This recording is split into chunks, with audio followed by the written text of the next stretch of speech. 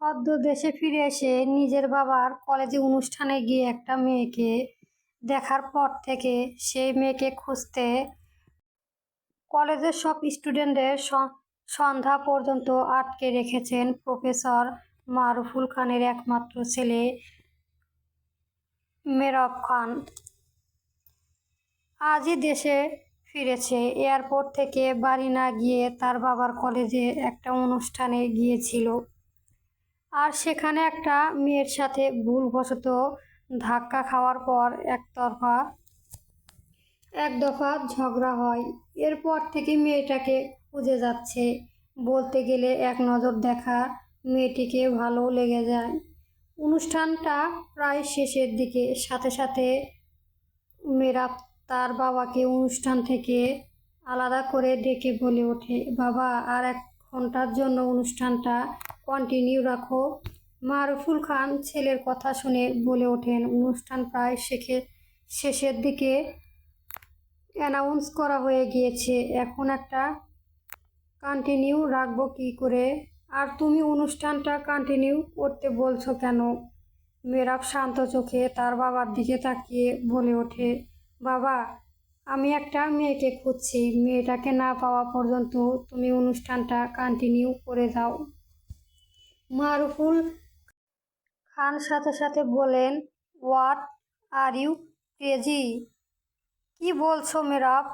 বাবা, আমি ঠিকই বলছি।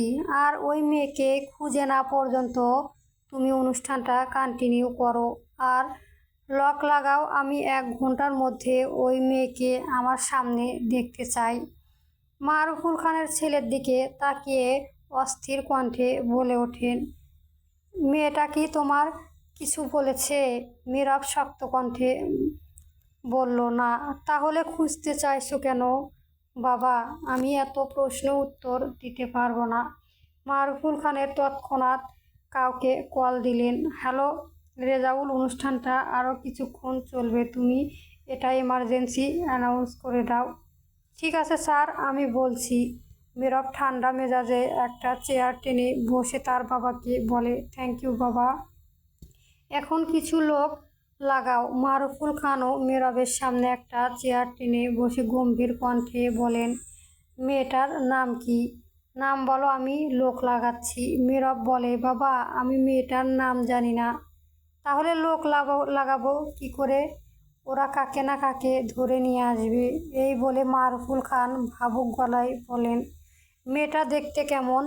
মেহরাব চোখ বন্ধ করে বলে, বাবা, মেয়েটা লম্বা চুল আছে। মারুফুল খান কপাল কুঁচকে উঠে বলেন, কি লম্বা চুল? বাবা, লম্বা চুল, হাঁটু ছাড়িয়ে। মেয়েটাকে দেখতে অনেক সুন্দর, শাড়ি পরেছে। এমন লম্বা চুল তো আরও অনেক মেয়েরই আছে। আমি না চেনে কাকে ধরে আনতে বলবো? বাবা, প্রয়োজন পড়লে যার যার হাঁটু ছাড়িয়ে চুল আছে সবাইকে আমার সামনে আনো। ছেলের কথা শুনে মারুফুল খান এখন রাগ করবে নাকি লোক পাঠাবে এই নিয়ে দ্বিধায় পড়ে গেলেন। এমন একটা পরিস্থিতিতে পড়ে গিয়েছে, কি করবে ভেবে পাচ্ছে না। ছেলের দিকে তাকিয়ে বলে ওঠেন, মেহরাব, আজ অনুষ্ঠান ছিল। অনেক মেয়ের মাঝে ওই মেয়েকে কি করে খুঁজে আনবে? মেহরাব হিতাহিত রেগে গিয়ে তার বাবার দিকে তাকিয়ে বলে ওঠে, বাবা, আমার চাই মানে চাই। আর তুমি যদি না খুঁজে দিতে না পারো তাহলে আমি যাচ্ছি ওই মেয়েটাকে খুঁজতে। মারুফুল খান ভাবুক হয়ে বলেন, না না, তোমার যেতে হবে না, আমি দেখছি। আর মেয়েটা কি রঙের শাড়ি পরেছে বলতে পারবে? মেয়েটা নীল রঙের শাড়ি পরেছে। এই শুনে মারুফুল খান কিছু বলবেন ঠিক তখনই তার ফোনে কল আসে। তিনি রিসিভ করতে করতে মেহরাবকে বলেন, মেহরাব, তোমার ফুপি কল দিয়েছে। মেহরাব একটু বিরক্ত নিয়ে বলে ওঠে, বাবা, ফুপির সাথে পরে কথা বলবো, এখন মেয়েটাকে খোঁজার ব্যবস্থা করো। মারুফুল খান ছেলের কথা কান না দিয়ে কল রিসিভ করলেন। ওপাশে থেকে তার বোন নাফিসা বেগম বলেন, হ্যালো ভাইজান। হ্যাঁ বল। ভাইজান, আজ তো স্নেহা কলেজে গিয়েছে, ওকে তো এখন ফোনে পাচ্ছি না, আর এখনো আসলো না। কলেজ কি ছুটি হয়নি? না, কলেজ ছুটি হয়নি, আর কিছুক্ষণ পরই ছুটি হবে। ও ভাইজান, তুমি স্নেহাকে খুঁজে ওকে পাঠিয়ে দাও। ঠিক আছে, দিচ্ছি। আর সন্ধ্যার দিকে স্নেহাকে নিয়ে আমাদের বাড়িতে চলে আসিস। এসেছে মেরব এসেছে শুনে নাফিজা বেগম খুশি হয়ে বলেন, কি মেরব এসেছে? কবে এসেছে? আজই এসেছে। কলেজে একটা অনুষ্ঠান ছিল, তাই এয়ারপোর্ট থেকে সোজা কলেজে আসতে বলেছি। ও ভাইজান, ও কি সজ্ঞানে এসেছে? না মানে, ও তো আমাদের উপরে জেদ করে আসতে চায়নি, এখন ফিরে এসেছে রাগ টক করে আছে। কি এখনো? মারুফুল খান গলা খেকারি দিয়ে বলেন। নাফিজা, তাহলে তুই আজকে চলে আয়। ভাইজান, আজ যাব না, কালকে সকালে স্নেহাকে সাথে নিয়ে যাব। ঠিক আছে, তাহলে ভাইজান রাখছি। তুমি একটু স্নেহাকে পাঠিয়ে দিও। ঠিক আছে। মারুফুল খান কল কেটে দিয়ে মেরবের দিকে তাকিয়ে বলে ওঠে, তোমার ফুফাতো বোন স্নেহা এই কলেজে পড়ে, ওর সাথে দেখা করবে। মেরব সোজা গলায় বলে, আমি এখন কারো সাথে দেখা করতে চাই না। মারুফুল খান সাথে সাথে দুইজনের লোককে ডেকে আনলেন মেরবের সামনে। এরপরে তিনি দুইজন লোককে বললেন, নীল শাড়ি পরা, লম্বা চুল আছে এমন মেয়েকে এখানে ডেকে আনতে। লোক দুটো তৎক্ষণাৎ চলে গেল। মারুফুল খান নিজের কেবিনে ছেলেকে বসিয়ে চলে গেলেন তার বোনের মেয়ে স্নেহাকে খুঁজতে।